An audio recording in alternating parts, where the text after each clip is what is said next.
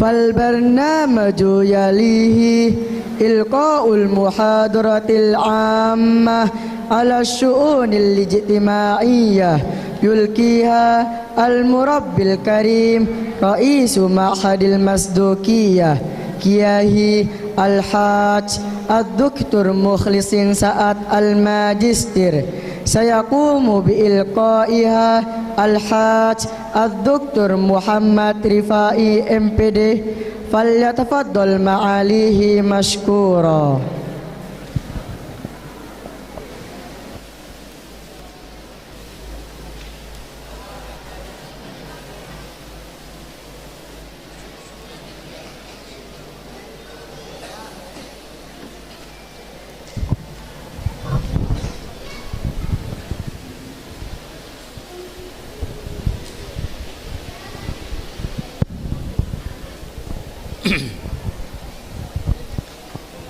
Bismillahirrahmanirrahim. Assalamualaikum warahmatullahi wabarakatuh.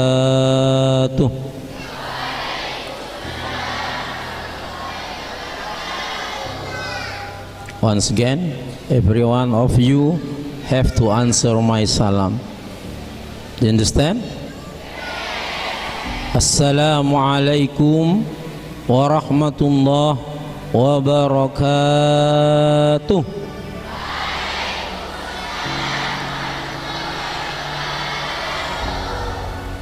For the perfectly, I repeat again once again.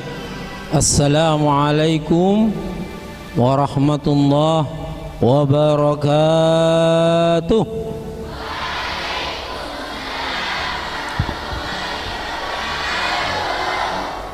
Innal hamdalillah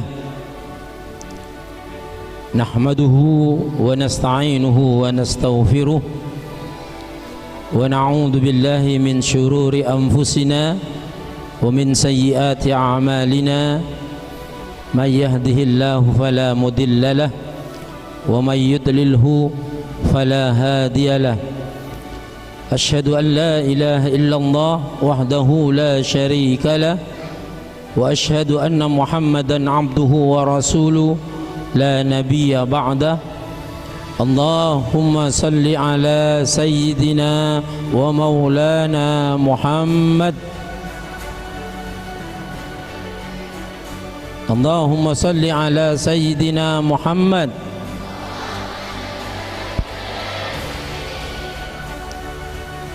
Man shalla alayya wahidatan sallallahu alaihi wasallam alaihi asran. Man shalla alayya wahidatan sallallahu alaihi wasallam sallallahu alaihi asran. Ayo qulu jamaah, say together. Man shalla alayya wahidatan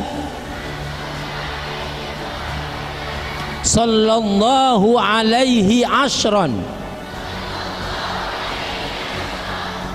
Baik.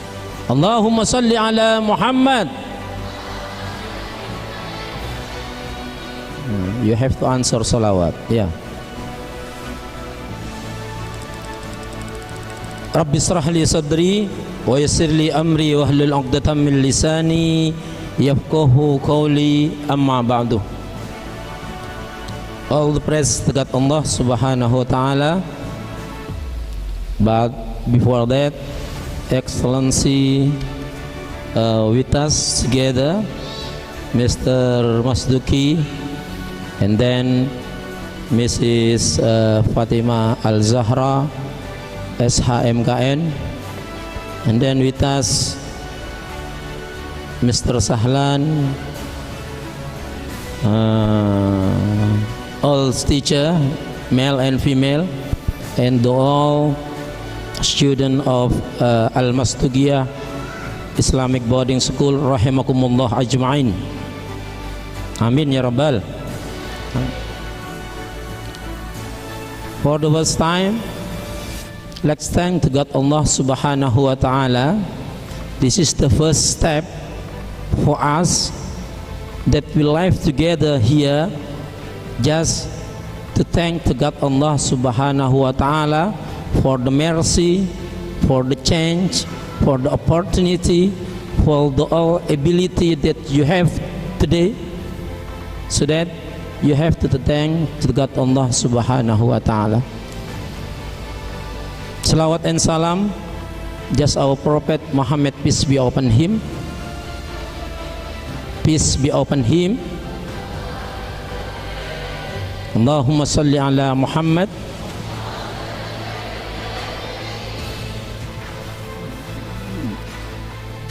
He is the famous people until today.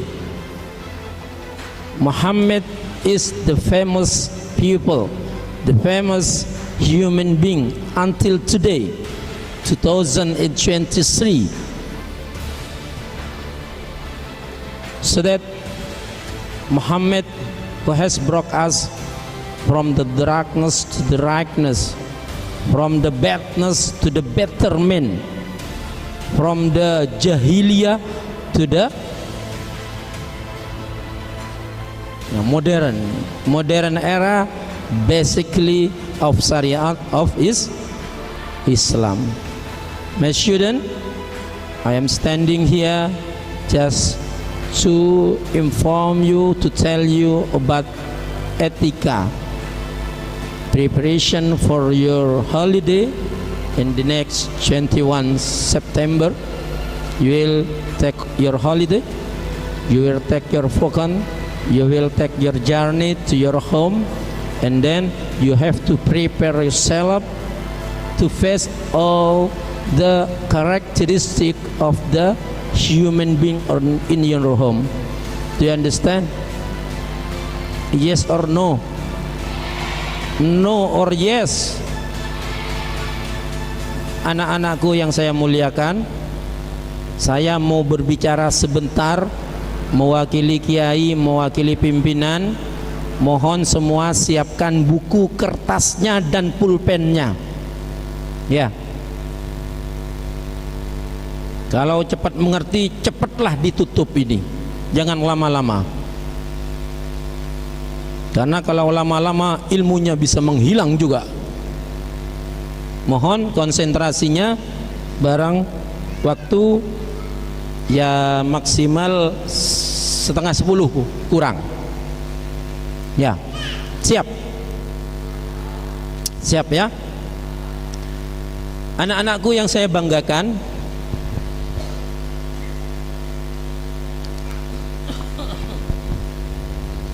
kita menuntut ilmu ada tingkat pendidikan, namanya tingkat pendidikan. Kalau di dalam manajemen pendidikan itu jenjang, ada TK, ada SD, ada SMP, ada MA, ada perguruan tinggi.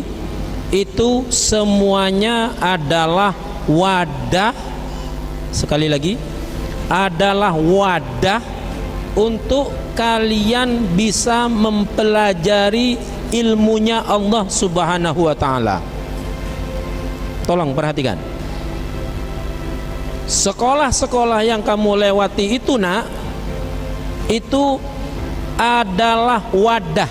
Wadah itu apa? Tempat untuk kamu mempelajari ilmunya Allah.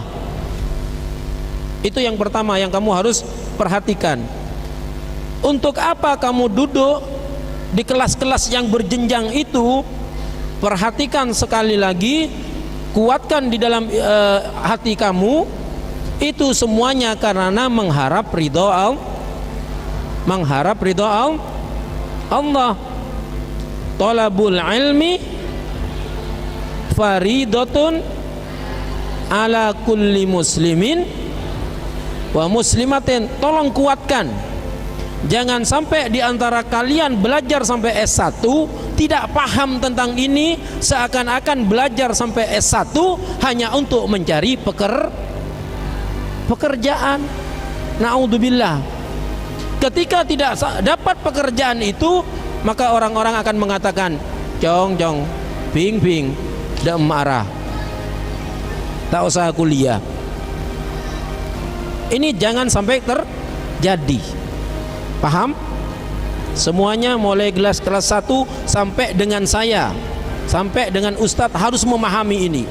Karena kita menuntut ilmu dengan wadah-wadah yang ada itu, semuanya itu karena kewajiban kita yang diperintahkan oleh Allah. Oke, do you understand? Paham ini? Kuatkan itu semuanya. Itu yang pertama yang harus saya sampaikan. Yang kedua,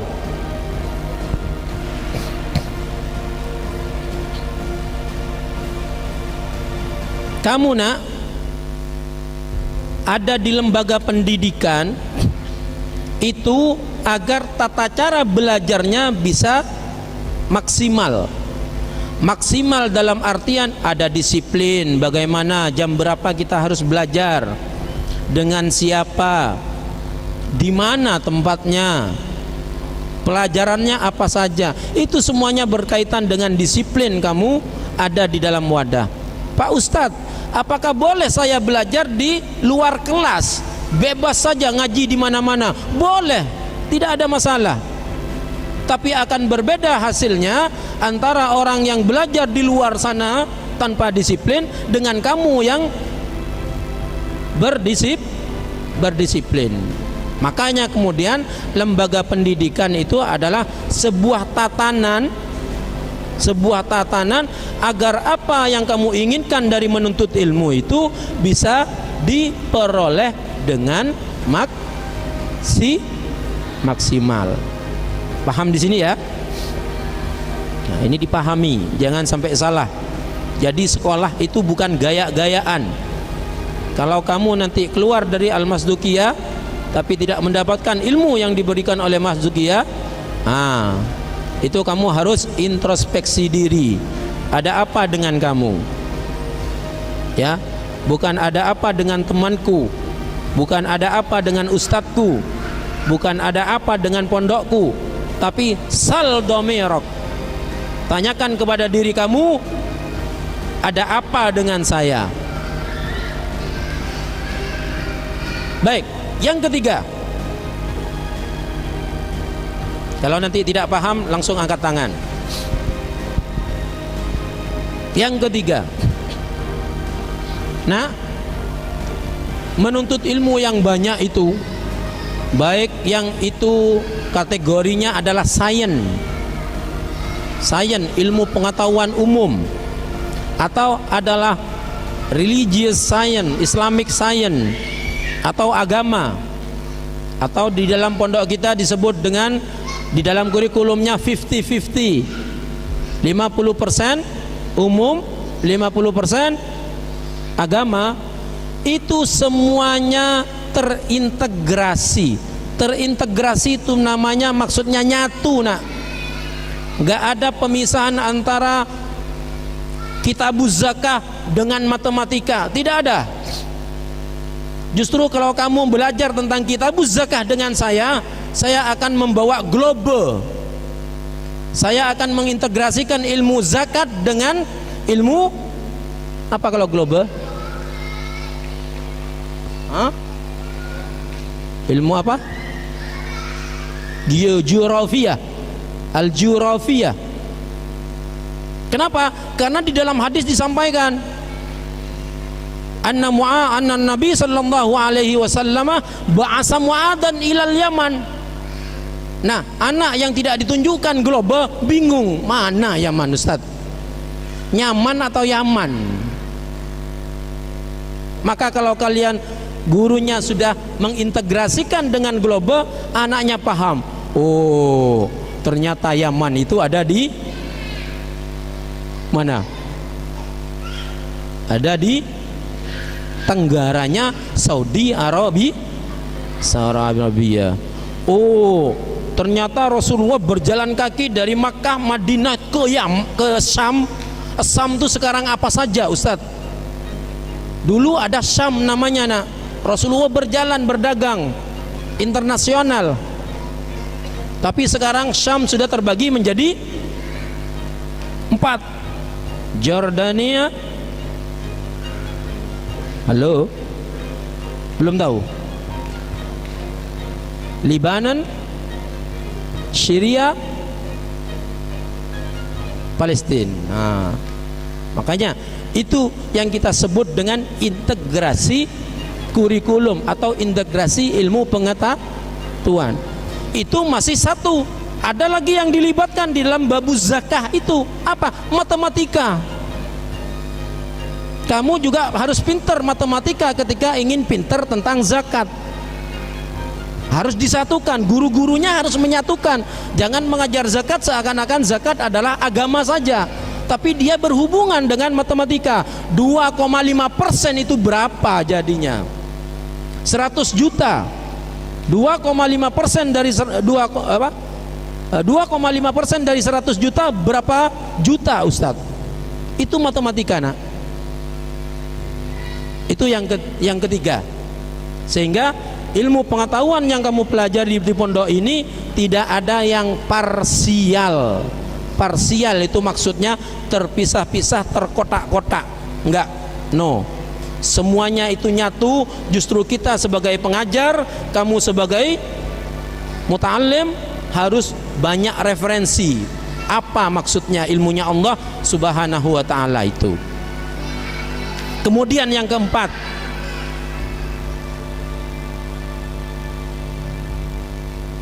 dari itu semuanya, nak, maka kemudian ulama itu semuanya berijtihad, termasuk kita, ya, termasuk kita.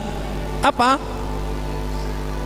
ilmu yang kamu pelajari dari umum sampai dengan agama itu semuanya mengarah kepada akhlak yang baik.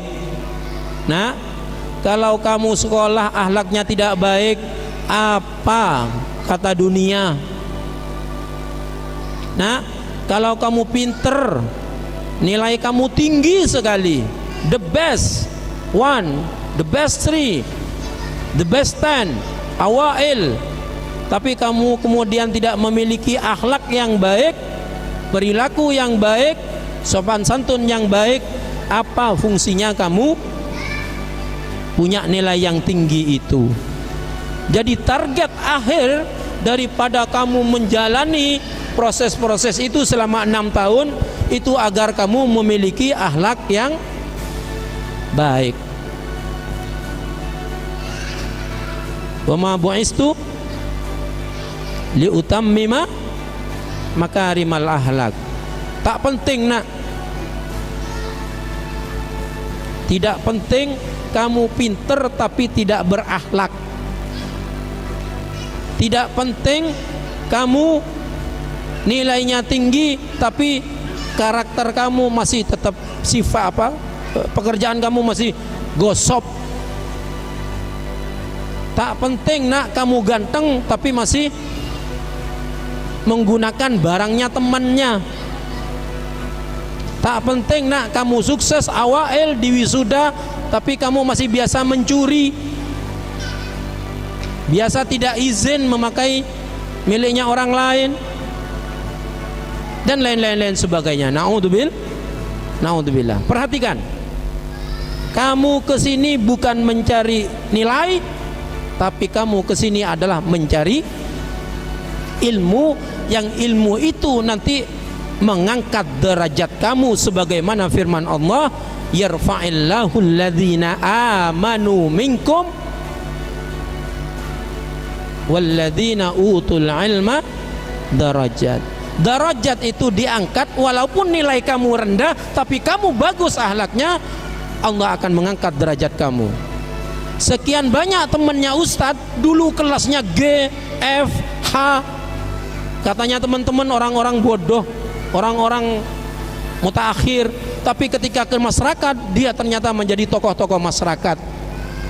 Justru kadang-kadang kita bertanya, mana yang dulu pintar-pintar di masyarakat kok tidak muncul? Apa yang salah? Ini tujuannya yang paling utama kamu harus perhatikan. Tidak apa-apa, nak, kamu belajar gak masuk-masuk, kok sulit ya Ustaz? Belajar saja. Tugasnya kamu hanya berusaha. Paham yang putra? Paham yang putri? Tugasnya kamu hanya berusaha. Masalah kamu pinter ataupun bodoh, Allah yang menentukan. Yang terpenting kamu melakukan proses itu, sehingga kemudian Allah memberikan derajat yang tinggi bagi kamu. Yang terakhir, apa itu akhlak? Bapak Kiai memberikan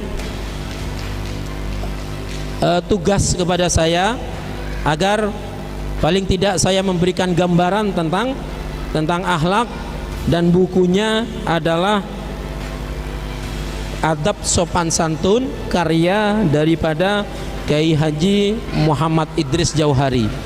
Apakah kalian punya nak? Ini nak. Alhamdulillahirabbil alamin. Yang putra, inna lillahi wa inna ilaihi raji'un. 1, 2, 3, 4. Kemana nih Ustaz? Tolong muallim, alah pengurus. Ayo, urusan seperti ini nih urusan pengurus. Yang nggak bawa buku besok disuruh balik ke kamar. Jangan dibiarkan. Tolong pengurus. Ada pengurusnya? Pengurus ada? Yang putra. Mana pengurusnya? Coba angkat tangan. Pengurus. Kok gak jejer seperti putri? Yang putri mana pengurusnya? Oh, ada di belakang juga. Tolong perhatikan, semuanya wajib membawa ini, ya, biar tidak sia-sia kamu 1 malam, 2 hari, 2 malam ini hanya mendengarkan tapi lepas. Tapi kalau kamu mendengarkan sambil menelaah ini, akan melekat di otak kamu ilmu-ilmu itu. Ya, baik. Yang pertama adalah berkaitan dengan pengertian daripada akhlak. Ya. Jadi ilmu akhlak itu, coba dibuka halaman 7. Halaman 7.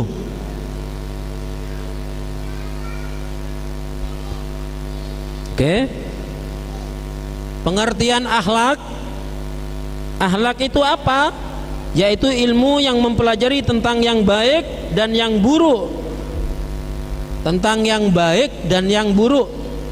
Dan tentang hak dan tentang kewajiban. Itu namanya akhlak.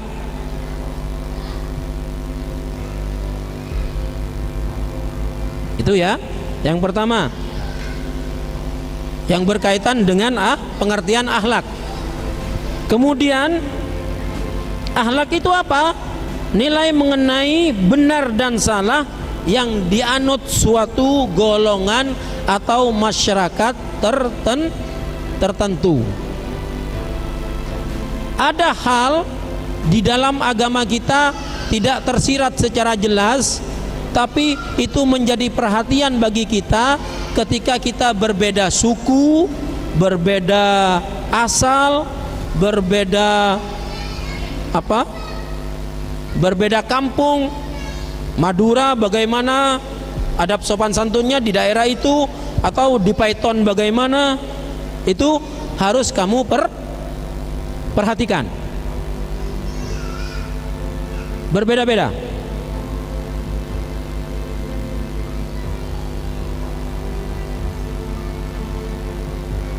Ya. Ada yang dari kerucil, ada tata cara, ada kebiasaan, tradisi yang berbeda. Maka siapa yang masuk kerucil harus mengikuti tradisi tersebut. Itu juga disebut dengan akhlakul karimah. Siapa yang masuk ke mana? Bawian. Di Bawian bagaimana tradisinya? Ada nilai-nilai khusus yang harus kamu perhatikan. Maka itu juga masuk di dalam karakteristik kategori akhlak. Jadi jangan kamu karena di pondok seperti ini semuanya nanti di kampung kamu seperti ini juga. Tidak. Kamu harus melihat kondisi yang di lapangan itu bagaimana. Perhatiannya adalah selama tradisi itu tidak bertentangan dengan agama. Tidak bertentangan dengan syariat. Tapi kalau bertentangan bagaimana? Kalau bertentangan, kamu tidak usah untuk kemudian mengikutinya, maka kamu harus menghindarinya.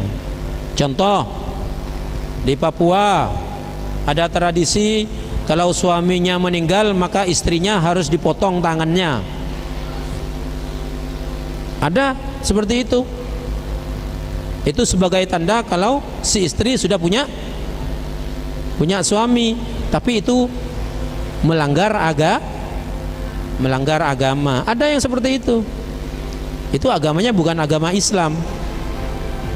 Maka perhatikan seperti itu. Ya, baik. Ada banyak hal yang kamu harus pelajari sesuai dengan kondisi karakteristik kampung kalian masing-masing. Itu Imam Ghazali radhiyallahu an dalam kitab Ihya Ulumuddin juz 3 mengatakan, akhlak itu sifat yang tertanam kuat di dalam jiwa manusia. Perhatikan, akhlak itu adalah sifat yang tertanam di dalam jiwa kamu, dan dari sifat tersebut timbul perbuatan dan gerak-gerik lahiriah.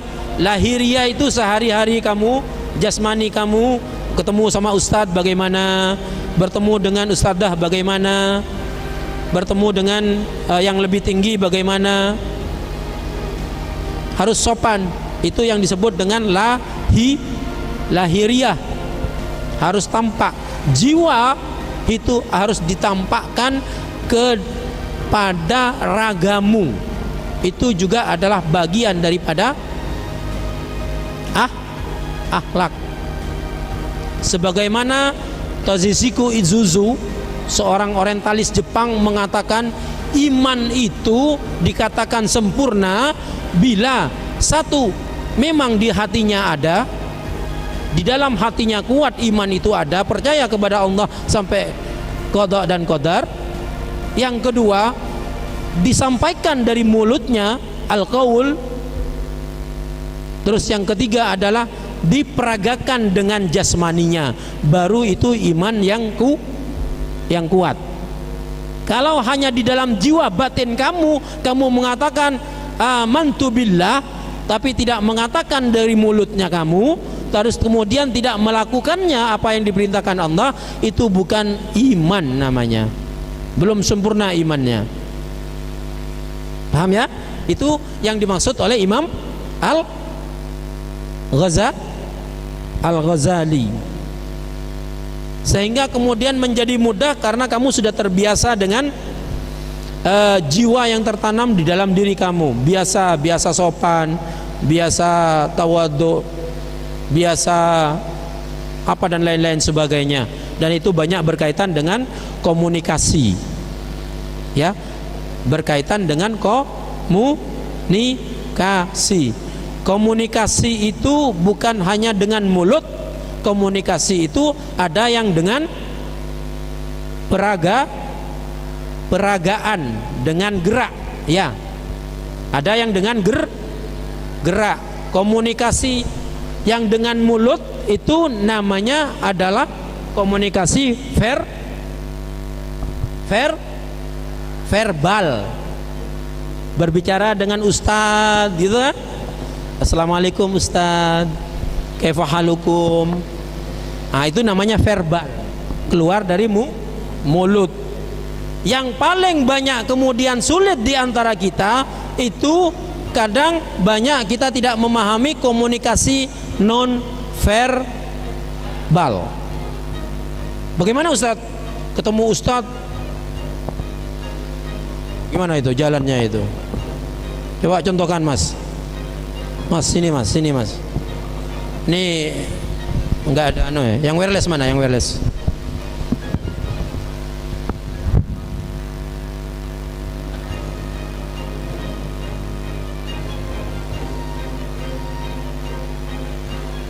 Tes. Model.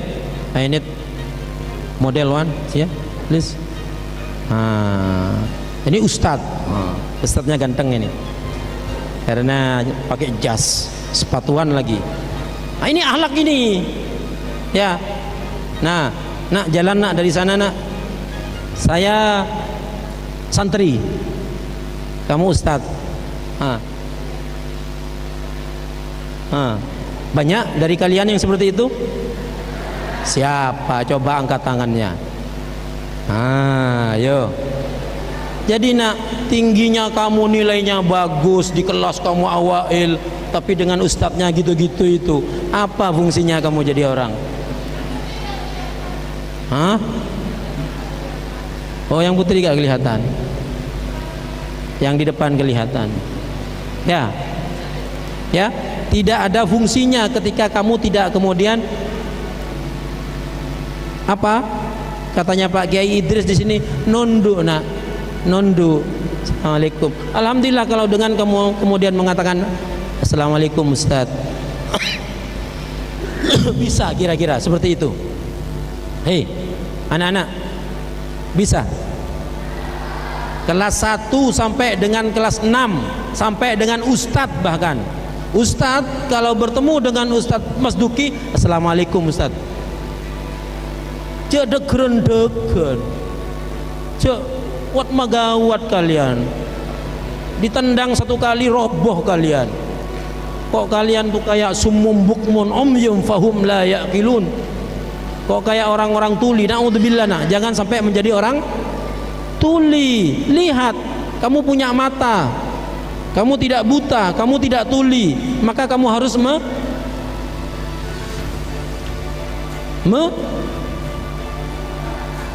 beretika, beradab, sopan santun. Itu ya, paham ya? Yang putra putri paham ya? Ini skill, ini hal yang kecil sekali yang kamu harus pahami di dalam kehidupan kita. Entahlah kamu dongkol apa tidak, tapi kalau mau kamu dongkol nak, kamu sakit 2 kali. Umpamanya Mas Profi mangkel ke saya, ya silahkan aja mangkel, gak ada masalah. Tapi kamu rugi 2 kali nak. Paham? Rugi 2 kali. Kamu sudah pernah dihukum sama ustadznya, kamu juga masih sakit hati, kan sakit 2 kali namanya. Bukan sakitnya ku di sini, tapi sakitnya 2 kali. Ayo, sudah tinggalkan. Ketika kamu memang benar-benar mau menuntut ilmu, hilangkan semua sifat-sifat dengki, benci dan lain-lain sebagainya. Guru-guru muallim yang ada di sini yang menegur kamu itu berarti adalah muallim dan guru yang paling sayang kepada kamu. Ketimbang kamu melihat muallim dan guru melihat kamu melanggar, dia hanya membiarkan kamu. Camkan itu, perhatikan itu. Di sini ini adalah lembaga pendidikan. Kalau Rafi nanti lulus, naudzubillah, Rafi lulus dari sini, kemudian dia tidak sopan ke saya tidak punya amanah apa-apa, terserah dia. Saya tidak akan menegur dia karena sudah lepas dari tanggung jawab saya. Tapi kalau kamu masih di sini, saya punya tanggung jawab dan kewajiban untuk terus meningkatkan kualitas kamu dan akhlak kamu menjadi akhlakul karimah. Maka bersyukurlah nak, kamu punya guru-guru, punya muallim yang selalu menegur kamu untuk yang baik. Gak ada muallim dan ustadz yang menegur ketika kamu baik. Kamu ditegur ketika apa? Salah, iya kan? Betul? Yang putri juga sama? Kamu ditegur sama muallim dan ustadz ketika salah apa ketika benar? Ketika salah. Maka bersyukurlah. Kalau kamu mengikuti sunnatullah, Allah itu hanya akan menegur orang-orang yang disayanginya. Allah akan memberikan cobaan kepada hambanya, mereka yang disayanginya. Idza ahabballahu ahadan fabtalahum.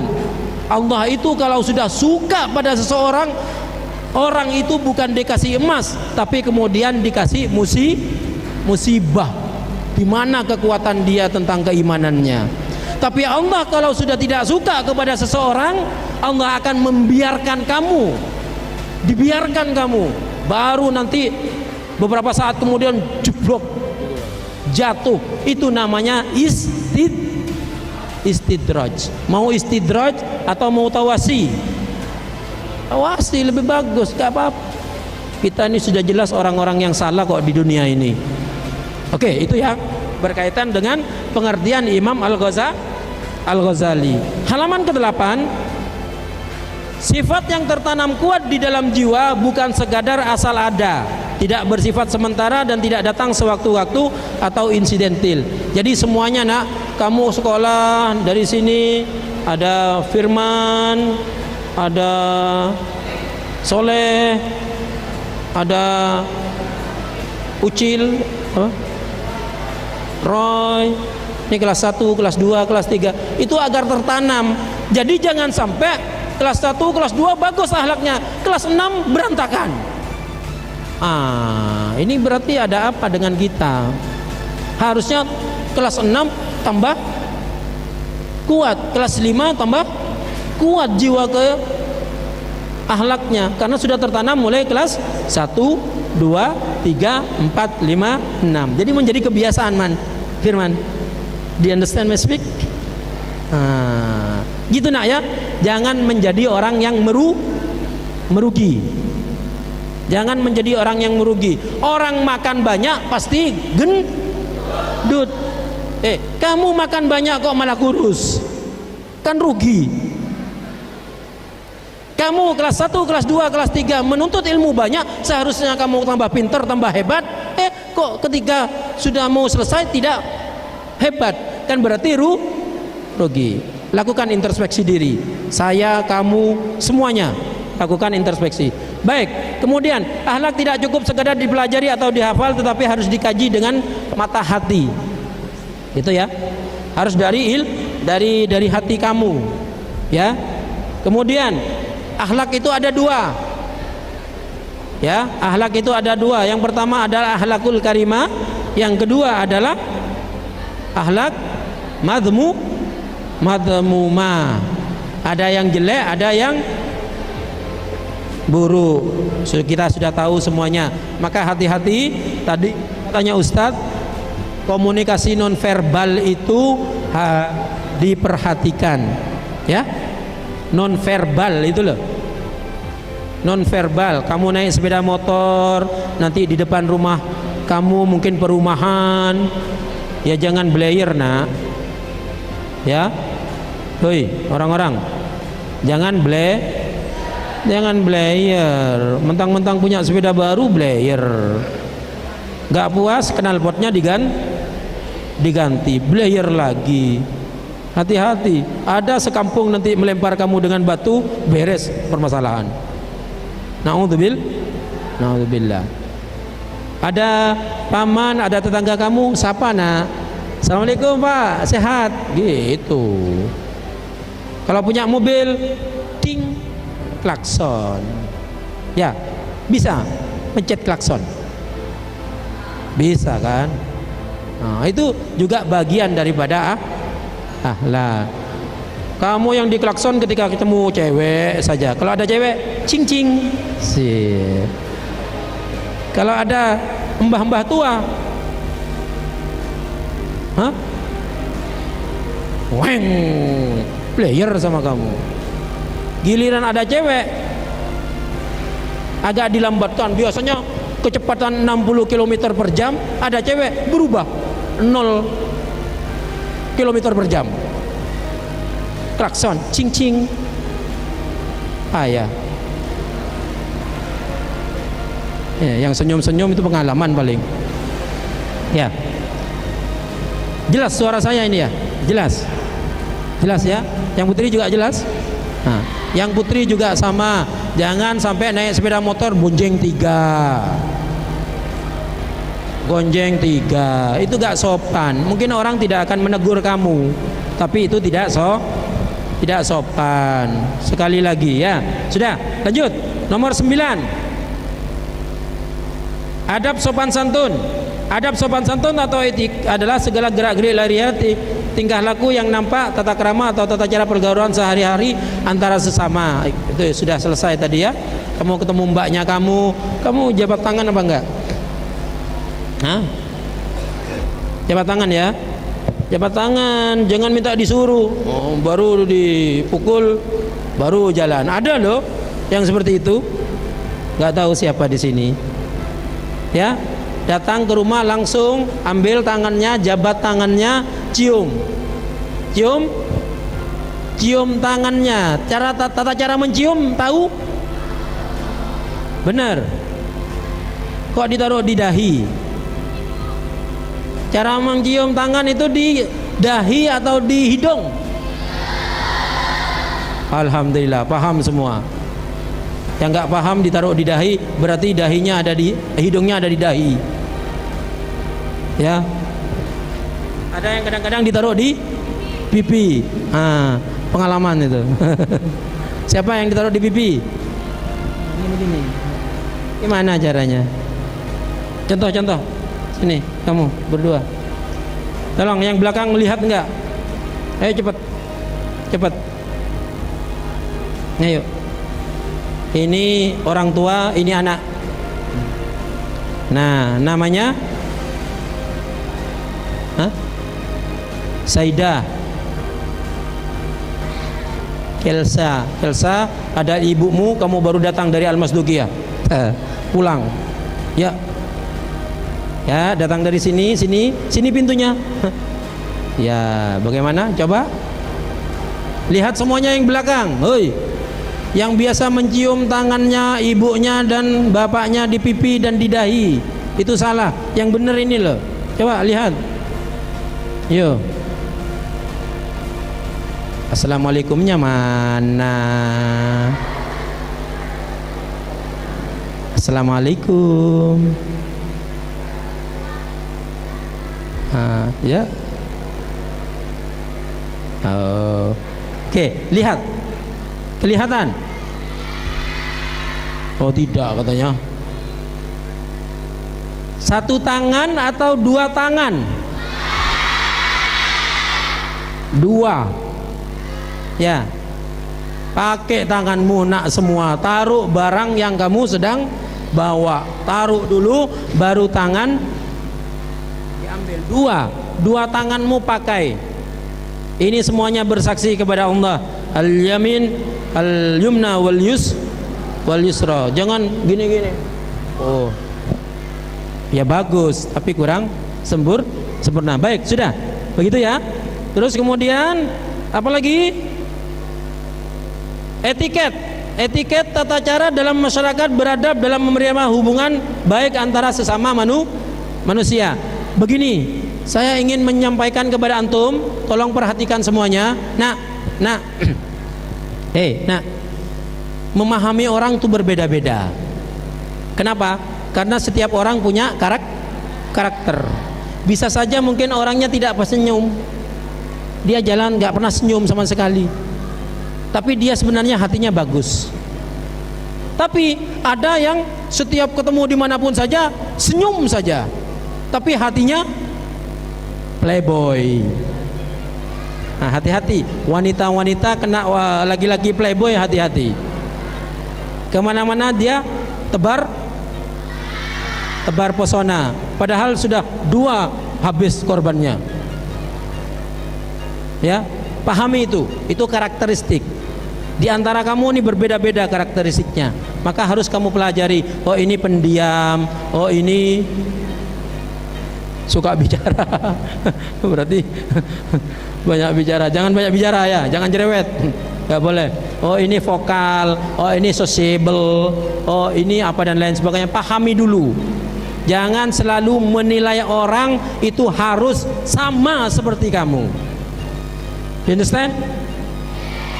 Selama itu tidak melanggar syariah, biarkan saja. Dia punya tata cara yang berbeda. Paham ya? Nah ya. Hei. Kelas 6, kelas 5. Paham ya? Pahami seperti itu. Maka ini adalah bagaimana kemudian kita bisa memelihara hubungan dengan baik. Baik, lanjut ke halaman selanjutnya adalah halaman 10. Etika atau akhlak sebagai sumber penggerak dalam jiwa yang aktif dan dinamis. Dinamis itu maksudnya akan berbeda-beda antara satu tempat dengan yang lain. Suasananya juga berbeda, ya. Suasana sedih bagaimana? Kalau nanti kamu takziah, orang-orang sedang sedih karena meninggal, kamu datang ke rumah itu, jangan ketawa karena kondisi sedih.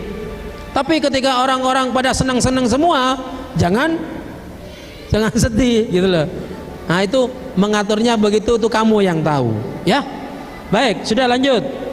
Setiap orang manusia hidup apabila dia memiliki jiwa dan jasad. Maksudnya adalah hati, apa yang dikatakan Imam Ghazali itu harus sebanding dengan apa yang kemudian tergerak kepada organ kita. Niat baik kamu di dalam hati, di dalam pikiran harus terpancar pada perilaku-perilaku yang baik. Ini yang berkaitan dengan ilmu tasawuf. Ya, tahalli, tajalli. Ya, kalau kamu hatinya sudah bagus, nanti secara otomatis akan terpancar kepada perilaku yang baik. Perilaku yang tidak baik berarti hatinya masih perlu diperbaiki. Begitu nak terus. Terus kita nih tugasnya hanya memperbaiki. Ya, baik, lanjut. Hampir selesai. Adab sopan santun atau segala macam tetek bengik atau aturan lainnya yang terpenting menurut mereka niat dalam hati. Tidak bisa. Kamu tidak hanya mengatakan niat saya kan baik tapi perilakunya tidak baik, nggak bisa. Bukan itu akhlak, ya. Kalau kamu sudah berniat, niat saya baik, maka pancaran peragaan jiwa, tangan kanan, dawan kiri, kaki, badan kamu semuanya akan baik. Paham? Do you understand? Allahumma salli ala Muhammad. Allahumma salli ala Muhammad. Yeah. Jadi jangan hanya mengatakan saya sudah berniat baik, Ustaz, tapi perilakunya tidak baik. Itu bertentangan. Maka kemudian mereka mengatakan yaquluna ma laisa fi qulubihim. Mereka mengatakan bahwasannya ada di dalam hati mereka, tapi mereka tidak melakukan apa yang ada di dalam hati mereka. Kabura maqtan indallahi. As-Saff, surat As-Saff. Kabura maqtan indallahi an taqulu ma la taf'alun. Ya, begitu ya. Menjadi kesombongan yang sangat besar ketika kamu hanya ngomong, berbicara, tapi kamu sendiri ternyata tidak melakukannya. Buka surat As-Saff. Ya, baik, lanjut. Sudah, itu semuanya selesai. Oleh sebab itu anak-anak yang saya muliakan yang dirahmati oleh Allah, maka kemudian yang terpenting bagi kamu semua untuk akhlak itu tadi semuanya, ya. Kamu pasang niat, nak. Ya. Ketika kamu berniat, Allah sudah mencatat nilai yang baik bagi kamu. Kamu tidak berniat, kamu tidak dapat apa-apa. Ya. Berniat kepada Allah, bismillahirrahmanirrahim, lillahi ta'ala, dapat pahala. Gak berniat tidak dapat pahala. Ya, berniat, niat yang baik di dalam hati, keikhlasan, dan kamu harus sabar menjalankan niat itu. Ketika nanti melakukannya itu belum tentu selaras sesuai dengan keinginan kamu. Kenapa? Dalam menjalankan banyak tugas pekerjaan, pasti di tengah-tengah itu akan menghadapi permasalahan, banyak jalan-jalan yang bengkok dan lain sebagainya, disitulah posisi kesabaran kamu harus kuatkan. Setelah niat kamu baik, keikhlasan namanya, maka kamu harus kuatkan dengan kesabaran. Mana posisi kesabaran? Posisi kesabaran di tengah-tengah kamu sedang melakukan pekerjaan yang kamu telah niatkan itu. Selanjutnya tidak ada pekerjaan yang lain, hanya satu, yang terakhir adalah tawakal kepada Allah. Jadi ikhlas, sabar, tawakal. Sekali lagi, ikhlas, tawakal. Say together. Ikhlas, maratan ukhra. Yang putra.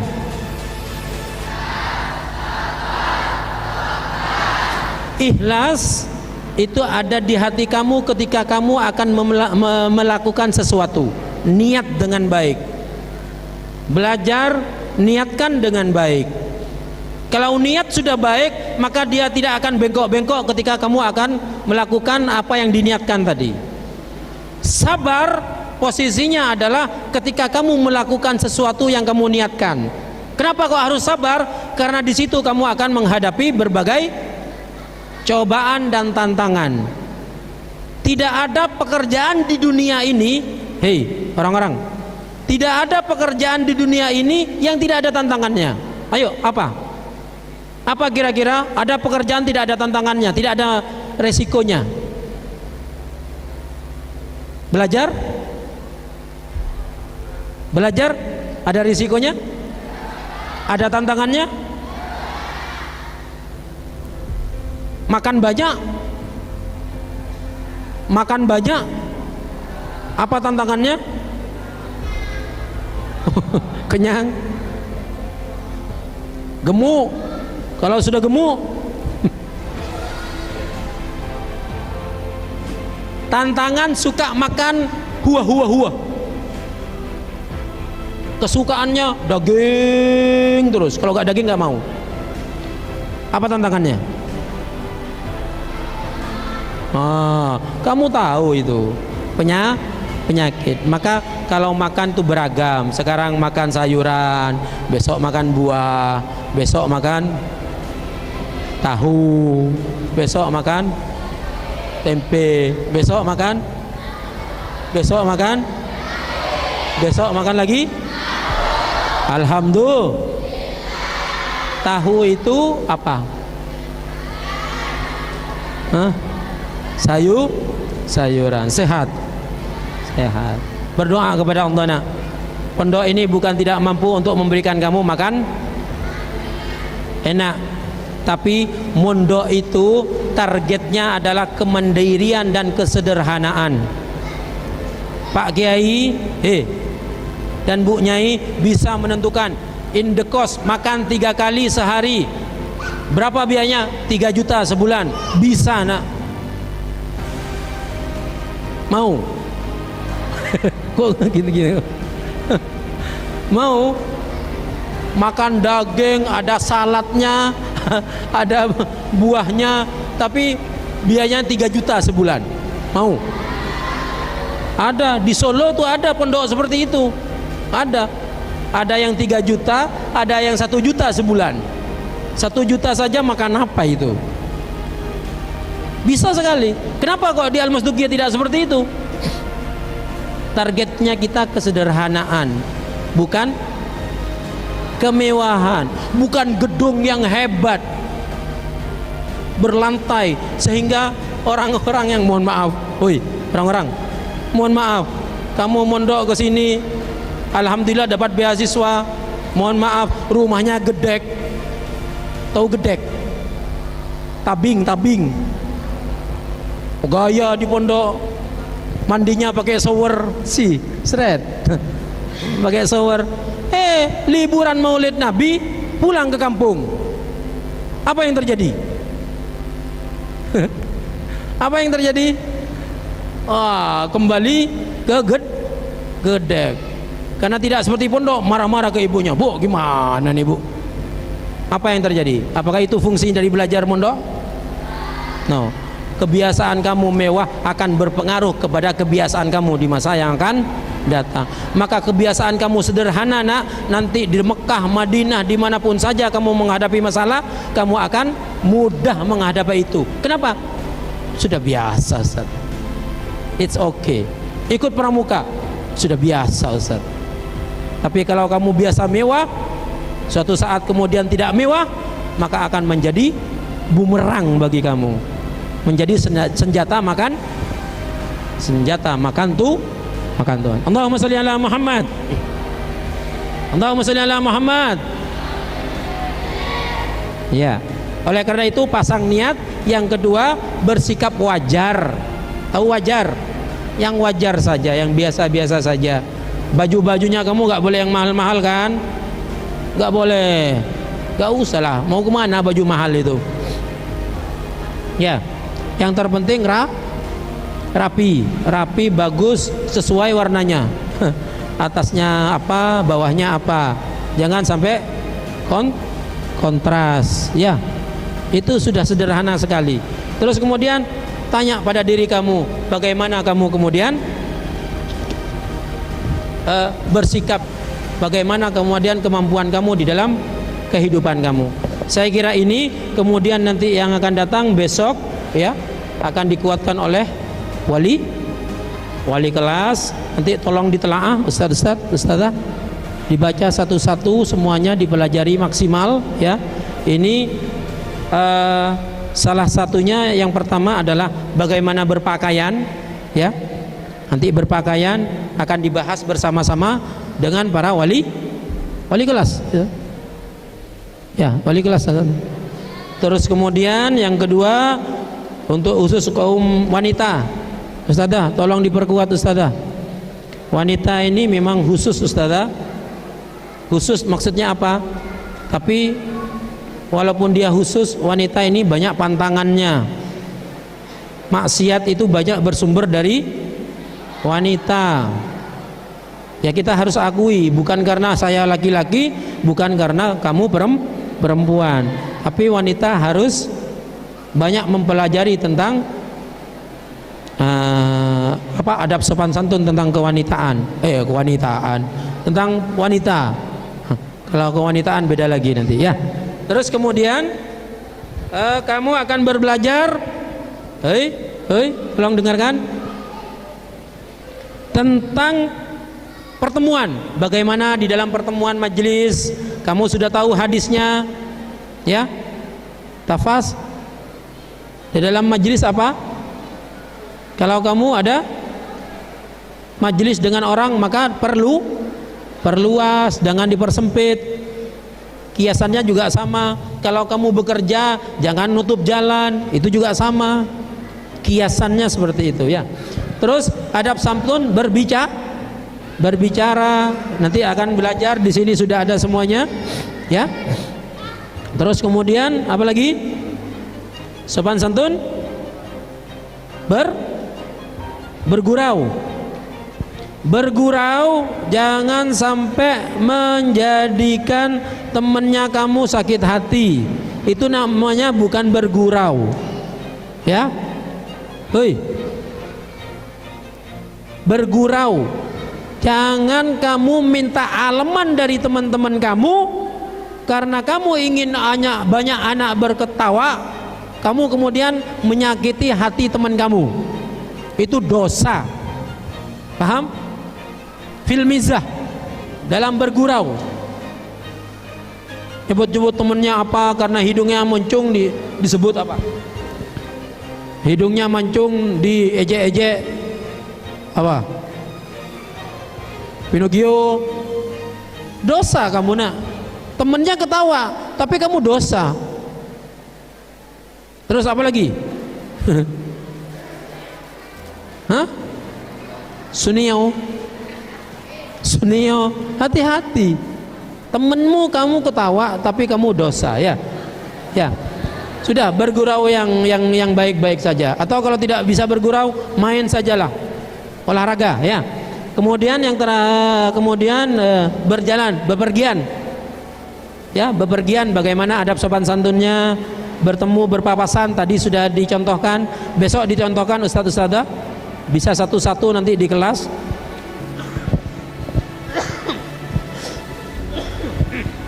Karena di situ kekuatannya ya, penguatan daripada sopan santun ini.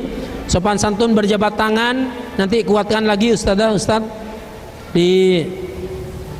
di kelas masing-masing. Kemudian berkunjung dan bertamu, jangan sembarangan. Hei, bertamu itu kamu ucapkan salam dan berjabat tangan kepada ahli rumah, kepada tuan rumah. Ini temannya juga kadang-kadang membiarkan. Jangan membiarkan masuk langsung ke kamarnya temannya. Bapak ibunya temannya tidak disapa. Itu bukan sopan santun. Kamu datang jabat tangan kepada mereka, baru kemudian masuk ke kamar teman kamu itu. Ya? Bisa? Bisa? Oke, baik. Kemudian berkunjung dan bertamu sama, jangan lama-lama bertamu. Kalau sudah selesai permasalahan, pulang. Kalau sudah selesai makan, kalau sudah selesai makan, jangan lama-lama. Apalagi orang ngantuk apa dan lain sebagainya. Bertamu itu waktunya diatur, jangan waktu sholat, jangan waktu orang-orang sedang berzikir. Bertamu pada maurib, bertamu pada apa, hindari. Kalau bertamu itu waktu senggang, orang itu enak, ya, itu juga tidak sopan. Terus kemudian menerima tamu bagaimana, suguhi tamunya dengan baik, ini sudah ada di sini. Terus yang terakhir adalah sopan santun makan bersama-sama. Makan bersama-sama, jangan seperti makan di kamar itu. Woi, ada to'am ditaruh di tengah, serbu. Wah, siapa itu? Jangan gitu. Ya di sini bolehlah. Tapi banyak yang nggak dapat tuh kan, ya Fir ya. Banyak yang nggak dapat. Hah? Dibagi kalau bisa ya. Biar tidak menjadi kebiasaan. Nanti di luar nggak bisa kamu gitu-gitu. Harus dibagi to'amnya itu sesuai dengan yang ada. Saya kira demikian adik-adik para penuntut ilmu yang dimuliakan oleh Allah Subhanahu wa taala. Kita berharap kepada Allah kita semuanya menjadi anak-anak yang soleh dan solehah. Kita sukses nanti di dunia dan di akhirat. Kamu terus belajar, sabar menjalani kehidupan di dalam kehidupan kamu, terus belajar dan belajar. Baik. Terakhir doa. Kan sudah selesai ini. Sudah langsung selesai. Baik. Yang terakhir, saya baru 1 minggu datang dari umroh. Saya mau berdoa, kamu mengamini. Semoga Allah memanggil kamu semuanya untuk melakukan ibadah haji dan ibadah umroh. Apa yang sudah diberikan oleh Pak Kiai dan Bu Nyai amalan itu, salah satunya adalah ketika kamu sholat, Assalamualaikum warahmatullahi Rabbi. Nah, sedikit yang mengamalkan. Rabbi ballighna tes. Rabbi ballighna nazuru. Hadap ke kiri, Assalamualaikum warahmatullahi. Rabbi ballighna nazuru. Baru nanti berdoa, jadikan amalan. Ya, jadikan amalan. Karena berangkat haji umrah itu panggilan, bukan karena banyak uang. Baik, semoga Allah merahmati kita semuanya. Semoga Allah meridhai kita semuanya. Semoga Allah memanggil kalian untuk berangkat haji dan umrah dengan kemudahan. Ala hadhihi niyah wa ala kulli niyatin salihah. Al-Fatihah.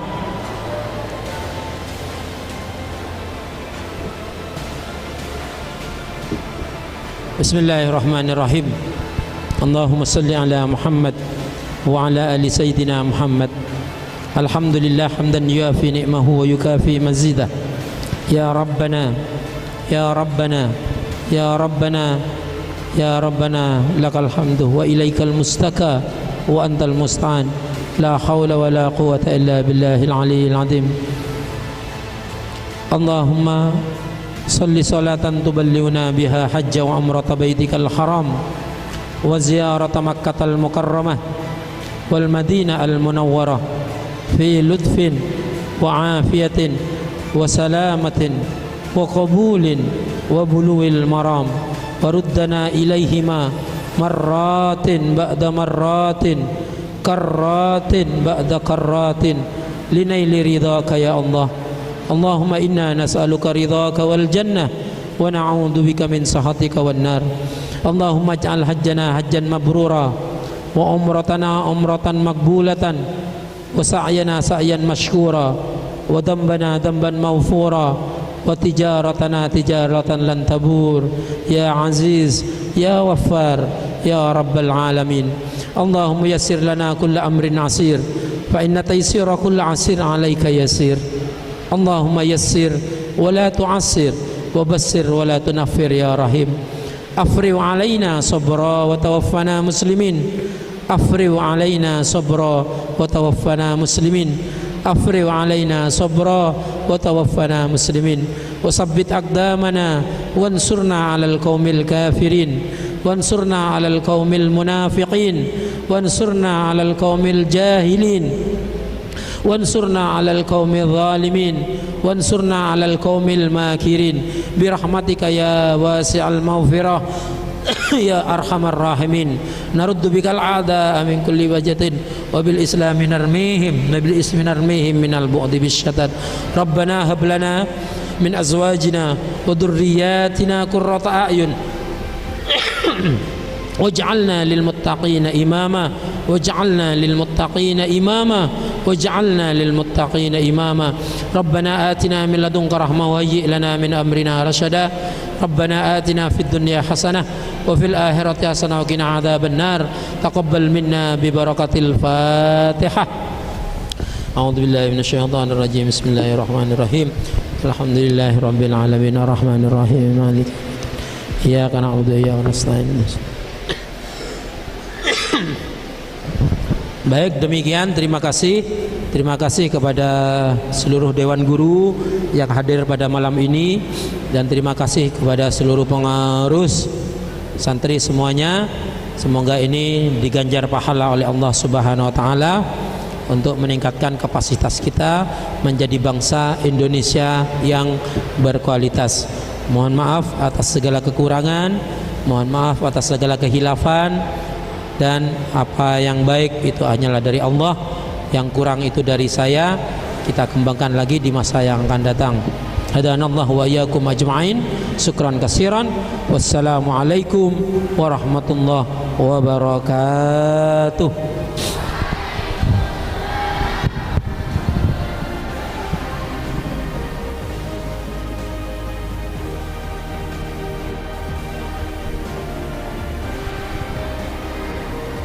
فالبرنامج الآخر الاختتام خير ما نحتدم المحاضرة العامة على الشؤون الاجتماعية لمناسبة العطلة، راجينا من الله الهداية والمعونة والتوفيق بقراءة كفارة المجلس.